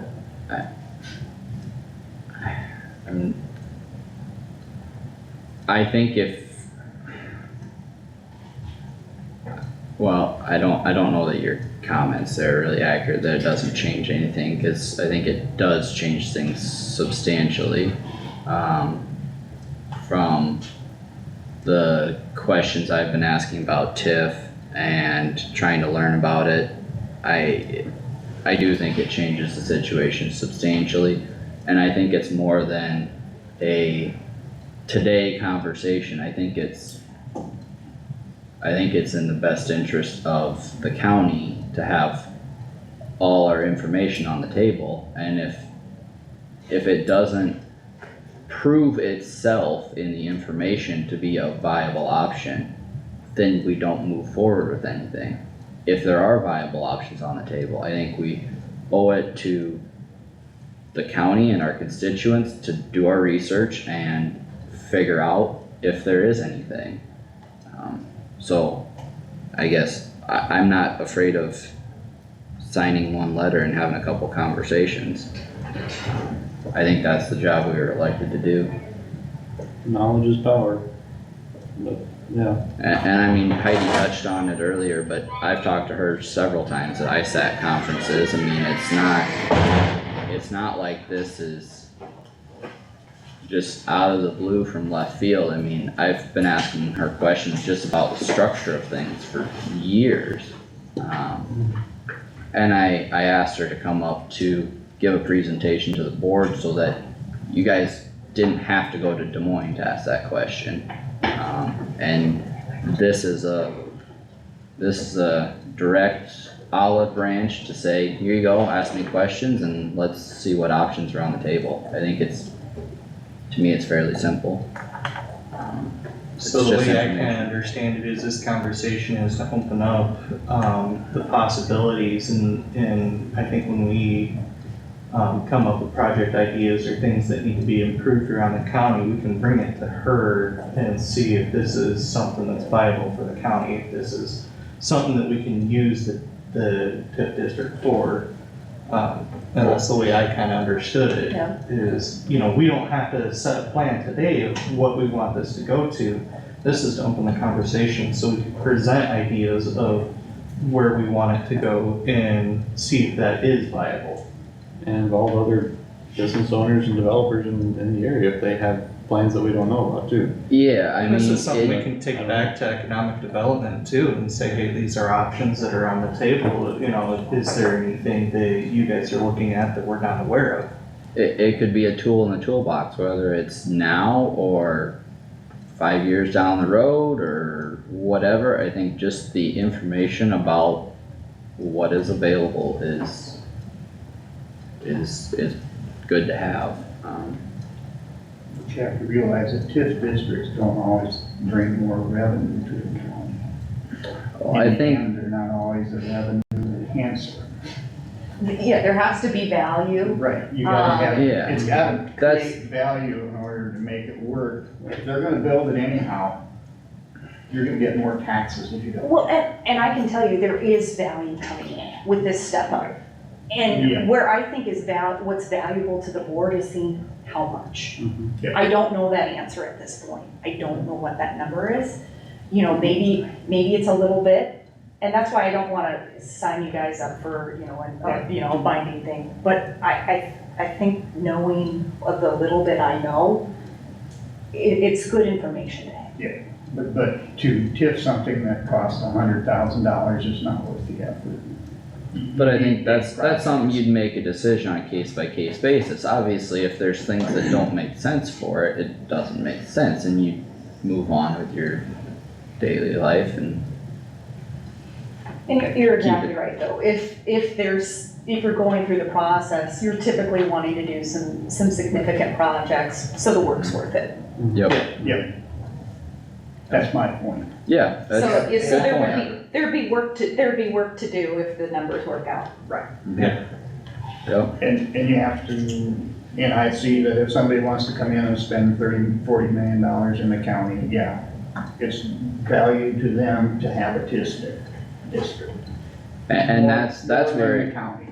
well, and that's where it'd be a tool in the toolbox, whether it's for business owners here or businesses that want to come in or the board to use, and that's something we could weigh on a case by case basis once we have information, but, I think that's not a decision we can make today. This is just the beginning of the conversation for any possibility. Use it wisely. Yep, Absolutely, yeah, absolutely. yep. Well, any other? We have a motion in a second. Yeah, I will ask for a roll call vote, please. Plath, No, Jerks, Oh, yes. Wactor, Yes. Nath, Yes. Stecker. Yes, motion carries. Thank you. Good And, company. yeah, thank you for coming up, and if we got any questions, we will reach out. Yeah. We got your number. Yep, thanks Heidi. Yep, thank you. Keep them in line. Alright, Marge, we're up to drainage. Was Tyler coming over for this? I think he was, but I don't. Okay, let me try and do it quick.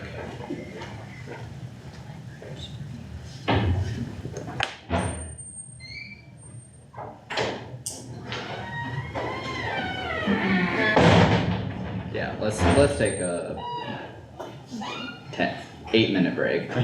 Morning, Tyler. Were you planning on coming over at all? I'll just wait to see. We're gonna take a quick break here, 8 minutes, Tyler. maybe start around 9:45, 7-8 minutes, so if that gives you time to get across town, that'll be perfect. Was he planning to come? soggy. Sounds great, we'll see you in a minute, thanks Tyler, bye. Well, I didn't know they were still. Oh, I didn't know you were still here, Joe. I can't see you. Alright, well, yeah, I'll give Tyler a minute to get across town.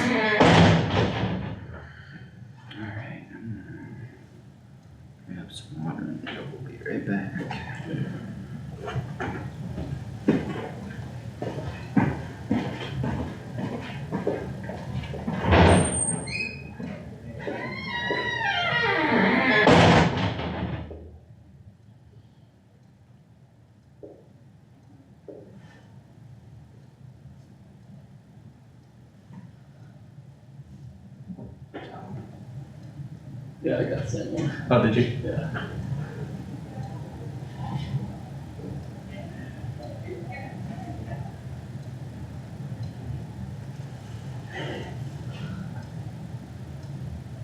Did you see? Yeah.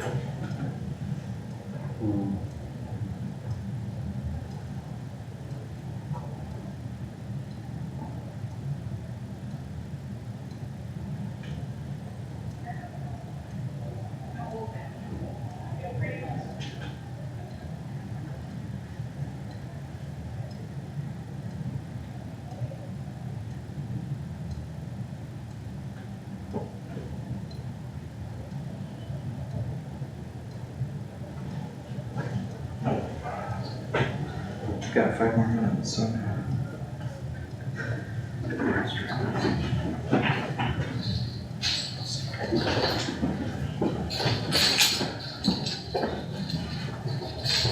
Sound like a janitor.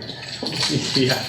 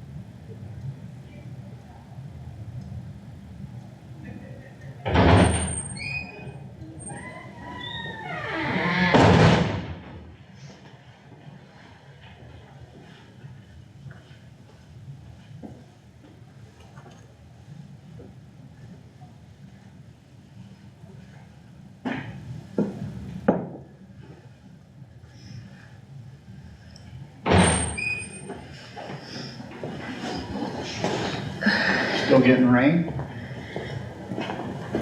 Yeah, Are you gonna swim home?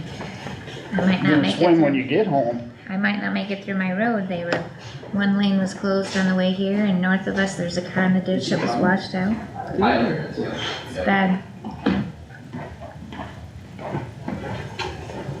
I just, Wonder what the river's doing down by Vets Park. it didn't look too bad when, well, It's on the it's road. flooded, yeah, it's flooded, you can't get through, but it's not as high as it A was. couple of days it'll be. Yeah, the water coming. Yeah, it's not as high as it was, but there's water. Zero. Yeah. Unless if I got to send it in with it before. No worries.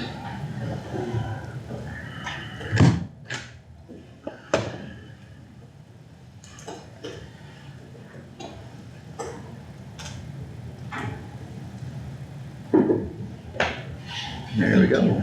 Thank you.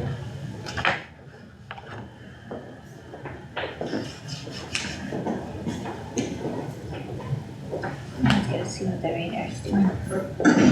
So paranoid. Now. We left everything out in the middle of the floor. Praying no more water comes up, but knowing it could.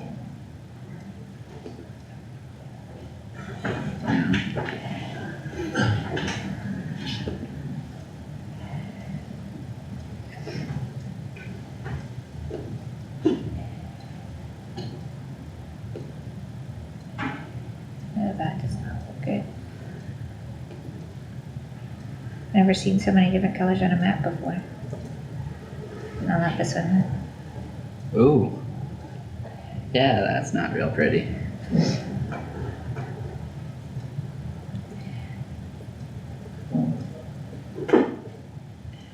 Yeah, last night was pretty interesting watching the radar, cause it was just like stayed over Algona. And just like, that stuff kept shifting off, it just kept back building and just sitting right over Algona. That's how it was Wesley too. Yeah, The sky looked kinda ugly last night. Look at all Oh, these yeah. different colors, All Marge. that rotary, Marge, all that All these rotary different hole you did in that big field is probably done for naught, I don't think she heard you. What's up? huh? Say that, all that rotary holing you did there between you and Larry's probably was all done for naught, huh? Did I do any of that? We have, Good answer. I asked if, we were gonna sell any lakeside property. Oh, yeah, this would be the time. Put some cabins up, no, You got a few ponds up in there? yeah, but they should go down Yeah. fairly quick, but they just filled up overnight. Okay, it's just a how much rain did we get last night?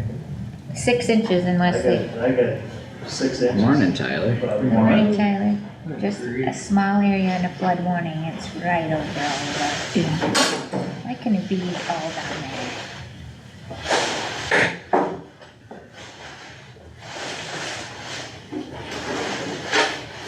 Yeah, I was gonna show you the other picture Dwayne sent me. That's outside the house that we bought. That's next to It's moving In the up. trees. yeah. I hope so. I don't have a clue what that is. It must be inside the Right. house. I don't know if there's water there, if I can't. You didn't design it big enough for 6 inches. I don't know what Yeah, kind yeah, of park it's gonna go with. What was I thinking? Yeah, what were you? Yeah, Nothing less. try harder Yeah, next so time. this is our garage and that shipping container was right next to the house and it's floating away. It's funny, we, go 3-4 years without a lot of rain. Then we start getting rain, get tired of it pretty quick.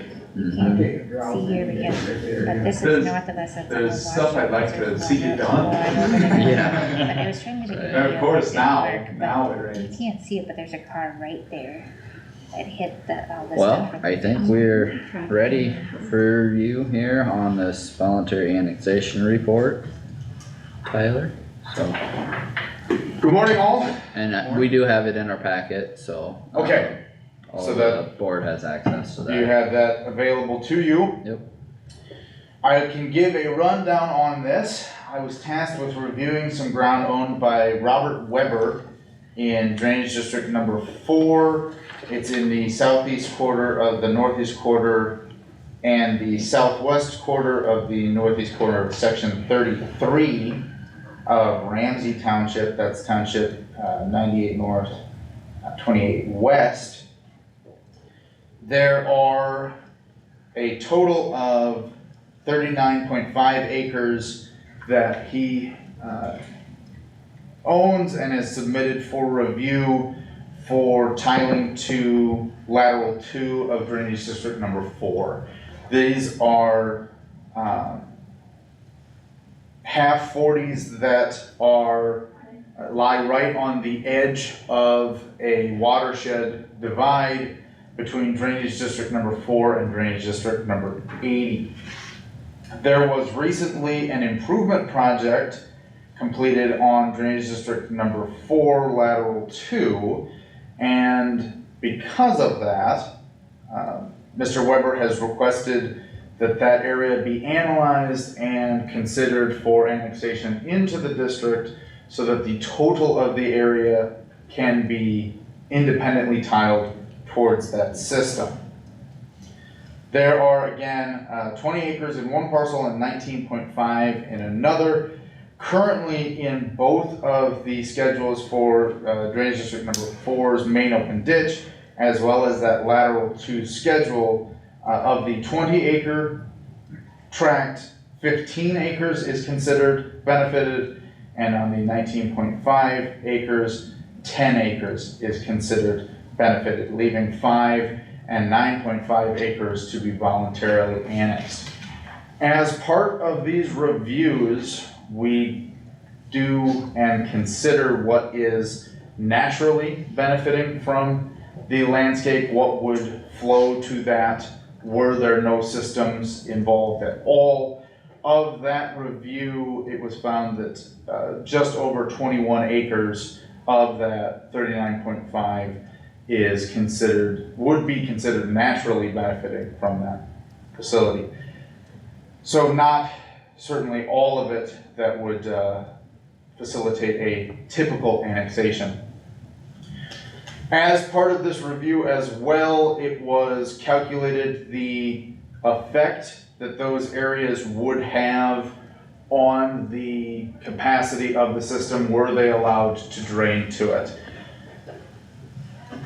With any improvement project, it is, with gravity-fed systems, your lines are determined, your capacities are determined by your size, your grade, and your material roughness. So if any one of those 3 is changed while you serve the same area, the coefficient of that pipe changes. When a system is sold to districts, it is often rounded to either your half, or it's advertised as your half, 3/4, 1 inch coefficients, but it's rare that those systems, those 3 variables between the roughness, the slope, and the size hit exactly what that coefficient is. There is normally some gap capacity over what has been advertised for that capacity. That is the case in this system as well. There is on the table in the report, there is a percent of the 3/4 inch coefficient. That is what the line was improved to. And you can see that there's the shortest above that percentage is 107.5% of the 3/4 inch with the area that is served. Now, in the second portion of that table, that is representative of the addition of those 14.5 acres, which drops the overall top capacity over that system to 105.9%. The average difference in inch per day drainage coefficients is that 0.025 inches per day, representing a difference of 3.28% were that allowed to be private tiled to that facility.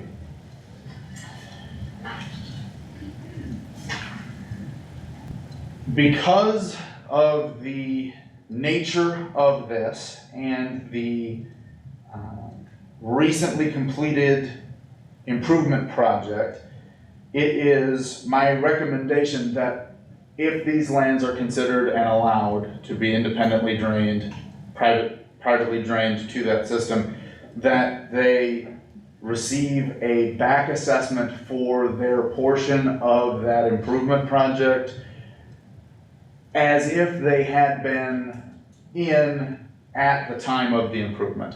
The code, and actually Iowa Drainage Code 468.121 sets out that process. There are about 3 different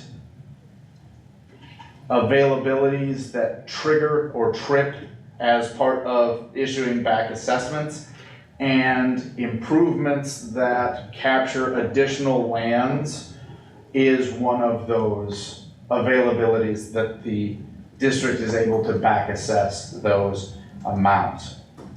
There have been calculations done based on what the original assessment per acre was for those 2 parcels. That's the last 2 tables here. Based on what the new calculations for areas would be. There has also been, because this would change the schedule on Drainage District 4, but it would not change the assessment schedule on 80. Until something was done there, those lands would still, and it would be my recommendation, even at that time, that because the surface drainage hasn't been changed, those lands would reside in both districts. He would still be assessed in 80 as well as 4. Correct. There has been, for this recommendation, there has been assigned a factor to represent that. The typical, the industry standard for a split for your subsurface drainage going one way represents a 70% of your benefit. The overland flows is a 30%. So the lands that remain and would continue to naturally drain, surface drain, shed water into 80 have received 30% benefit, while the lands subsurfacing in, the recommendation has been that is at a 70%. So the total annexed value for back assessments for that ground, the recommendation is $17,078.51. That's based off of, again, those assessments per acre from what was originally assessed. That is the rundown and findings of that. There are also additionally maps for the location of this, as well as the drain lines from the model that was put together for it, and showing that divide between what was naturally into 80 and what is naturally into 4. This would require an annexation hearing, and then of course alterations to the classification schedules, the assessment schedules, with the additions of those lands if they are allowed to be annexed.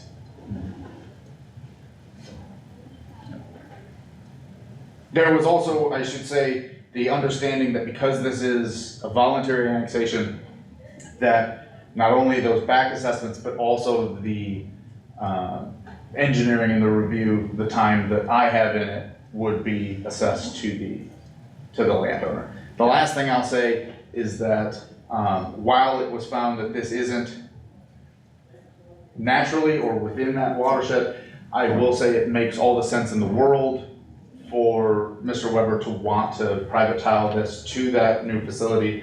It's a much simpler, that is how you would do it if you wanted to.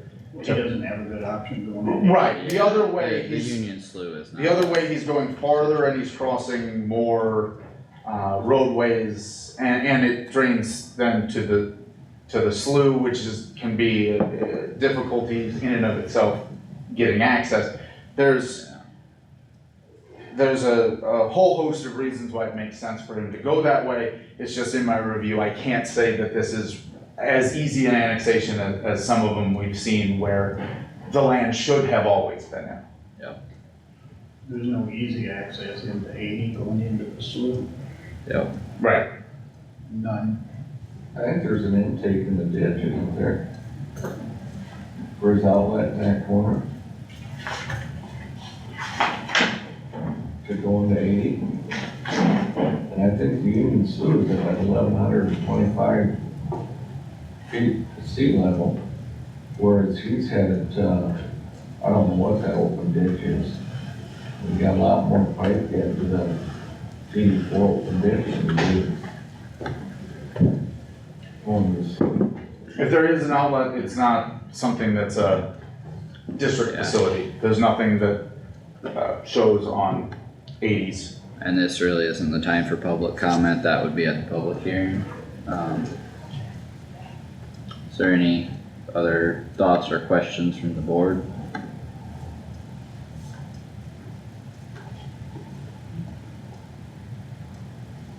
Otherwise, I guess, thanks for preparing the report and all the work on that. I think, as it's been previously been discussed here, the next step would be to acknowledge this report and then be in contact with Mr. Weber to see if this is something he's still interested in. Is that a fair summary? Yes. I Okay. mean, we don't know if he's interested in. Yep. He knows the cost now, so. Now we have the information to provide to him on what the options are. Yes, and then after his, based on his desires, a hearing could be set and formal action could be taken on that. But This is- irregardless, he would still be responsible for the engineering costs. Yep, he agreed to that from the beginning. Yep. So I would entertain a motion to acknowledge the report and, probably direct Marge to contact the landowner. Set a time and date for a public hearing. Probably not Wait until till we he gets get feedback from Yeah, I'm sure him. he's gonna still move forward. Yep. I would make that motion. Is there a second? I'll second it. Thank you. Any further discussion or questions for Tyler? If not, all those in favor say aye. Aye. Any opposed, say nay. Motion carried unanimous. Thank you for your presentation, Tyler. Thanks, Tyler. Alright, Marge, we're ready for repair requests next.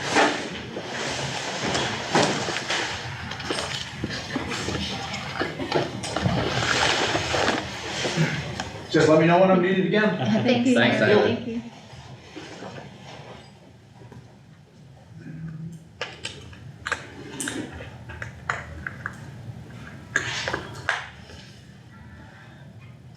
Thank you.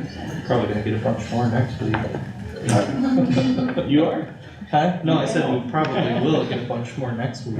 Maybe the week after the water goes. Yeah, Well, I I can know, see I've what got one's not. some working. tile, but it's Yeah. just, How come my water's not there then? Yeah. Yeah, that's what I want it's to got know nowhere to right go. now. Right. Tammy's gonna have a request for her basement. Yeah, that's right. Yeah. Alright, Roger, you wanna start? Sure. I got a request, it's in Buffalo Township, it's number 41 on drain 456, broken tile, contact Raymond D. Deesking, Rod Smith must have turned it in. And send it to Reitzel. Okay.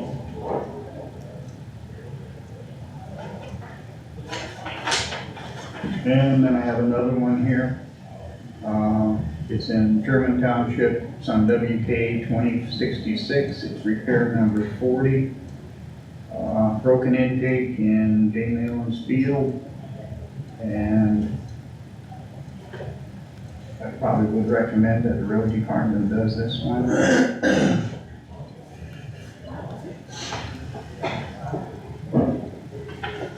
That's the two that I have. Okay. For Mine, number 39 is in drain 69 and Seneca 25, broken tile. And then number 42 is in Eagle 18 for EKA 4, another broken tile. Those are my requests here. I'd entertain a motion. Someone. That was quick. Second. Okay. All those in favor say aye. Aye. Any opposed say nay. Motion carried unanimous. There.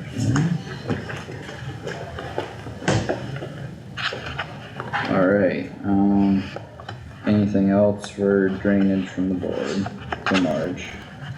I did speak with Dwayne Birdie from the DOT in regards to Rod Meyer's situation. And he said that was by his pay grade, Thank so you. I got a call from Kevin. Kevin with DOT over in Garner, the regional representative guy. I just didn't go And first. No. yeah, he was kind of, if the state even looked at it, it would be at the very bottom of the list. And, they probably wouldn't do anything being it's been 34 years or whatever. And so, well, anyway, we asked. So I did talk to Rod as well, and, he would like, or he's already talked to Mansky's and he's gonna have them do it. So if that's all right, just to add that to the request to have Mansky's address that, or. Alright, you can just tell Marge that, Yeah, that's, so. Okay. yeah, that's fine. Does Mansky need to contact DOT Is that that they're gonna do it? Is it in the right of way?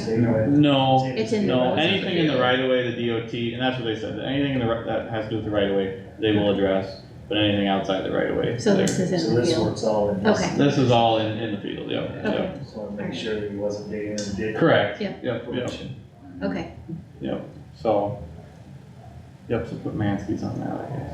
okay. And then, I talked to Colin yesterday, Jacobson Westergaard, and he should have everything ready to go if we wanted to have a meeting on the 18th or 25th, somewhere in there in June. I know probably the 25th will be a lot of end of the year stuff, or maybe not. But anyway, he's gonna have things ready to roll, and we can have a meeting in the near future, to discuss some of the things. A lot of it is how much riprap do we wanna use? So, a lot of, I mean, I've looked at a few of the bad spots and it's healed a lot. I mean, grass is growing, and if you get enough grass growing on some of those places, it's almost best just to leave it, but some of the places still need the grass, yeah. Anyway. Okay. Anything else from the rest of the board?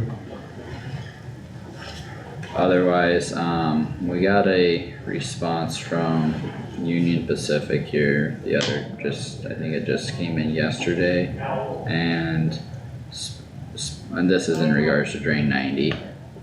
Spencer responded that he's going to respond to some of it, and then if there's other legal things, our attorney will have to respond, but I guess I'll highlight, one thing here that I think is somewhat comical. They shared that they had provided an agreement to the county for signature on 6/28/2022, and they asked why we did not sign that.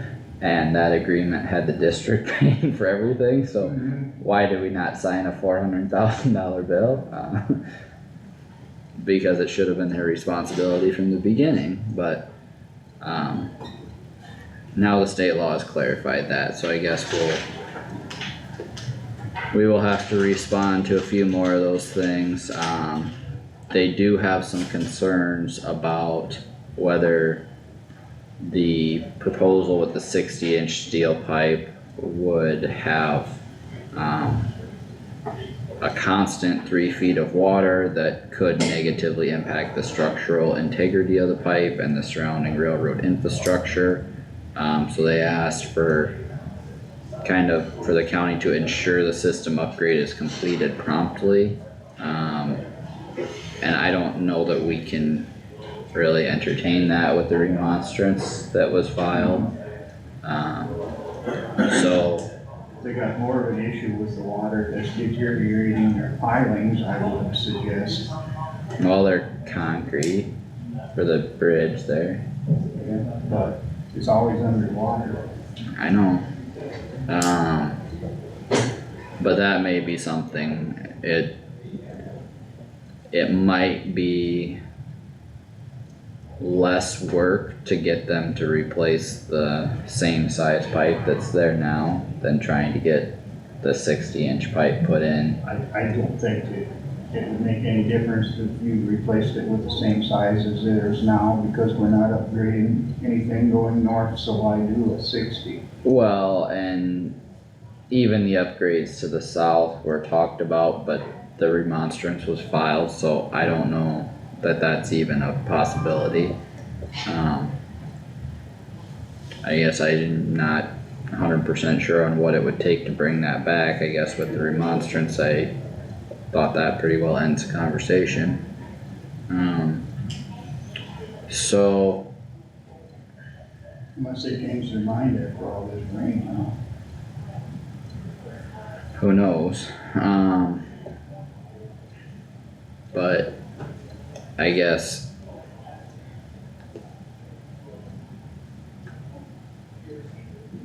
I don't know. They do have, okay, here at the bottom, it's one I hadn't gotten to yet, but it does say, while section, and this is their comments, it says, while section 468-111 requires railroads to bear the cost of maintaining culverts or bridges at natural waterways, it shouldn't apply in this case because the existing bridge already provides adequate surface drainage. The requested subsurface tile is not a necessary improvement for the natural waterway and offers no direct benefit to the railroad. Therefore, applying 468-111 to force railroad to cover 100% of these costs contradicts the equitable principles in 468.38 and 468.42, which promote a fair distribution of costs based on the project's impact on each party. So they are probably going to challenge the costs of it, so that will be something that Goodwin will need to respond to. But I guess in some form it's nice to have a response, even if it's not an ideal one, at least there's something. Well, yeah, I mean, and that's a change over what had been before, so I'll be in touch with Spencer on some of this and see where we can go from here and try and keep this rolling a little bit. So just a quick update that way, I guess. I got one other thing for drainage on the beaver tails. Virginia Ashby on the bottom for a contact. We have a new conservation officer here now, and probably should have his name on there and his phone number. Oh, for the DNR. Yeah. They should be updated in the drawer. Yeah. I'll look. Have we changed it? On Yeah, mine, we haven't changed it, so okay. I'll get a new copy Yeah. then. Did you have old copies on hand probably? Well, yeah, Okay. he filled out a copy, but I should be handing out the new ones Right, instead of the yep. old ones. We Yep. have new ones in the drawer that we took out. Yeah. Good. Perfect. Speaking of phone, also on our header for our sheets, I don't have a landline anymore. You need to take that 295 number off of my cell number. On the website, or, yeah, okay. I'll have Derek update that. That's probably where all your phone calls are going. Your landline. I get calls on my cell phone, but I don't have a landline anymore. But I see that the headers, the thing still had under my name, still has my landline. Okay. Good catch. Alright. I will have him take care of that. That's an old one. It is an old one, Don Bash. Yeah. Yeah. Oh, that's You a need to- that's a really You old need to one. change I that mean, that's I've had a couple 5+ people years turn ago. in Beaver Tail paperwork to be, with that. with all that on there too. Yeah. That's got a lot more updated One than guy just was, an "Oh, officer. My dad had this laying around and does this still work? Yeah. Yeah. It still it'll work. works. Yeah, I'll have to get a new copy for Yeah, you to we hand out. Yeah. sounds good. Anything else drainage wise for Marge? I got a request I gotta make out. Okay. I do too. Oh, can you send me, or email me a list of what was all paid out in claims from PAQ1 last time? Do you have a document that would have that? From, Like for damages to Your crop damage and stuff? for the last on the project. last project last that Oh, was the done, yeah, the completion, report, the yeah. completion report. With the ditch clean out? Yeah, that'll be in the completion report. Yeah. I wouldn't have that though. Yeah, Marge would have that. It's, Yeah. it's Yeah, public I can send record. that. Yeah, I wanted she- you to send that to me. She can send. Yeah. Yeah, thanks. Alright, anything else? Going once, going twice? Sold to the lowest bidder. Alright, we, thank you, Marge. We are, Thank you, can move Marge. on to discussion with our auditor. Just a reminder, the Kossuth Palo Alto County Economic Development Intern Breakfast is next Wednesday at 7:30 at the Columbia Event Center. So just a reminder of that.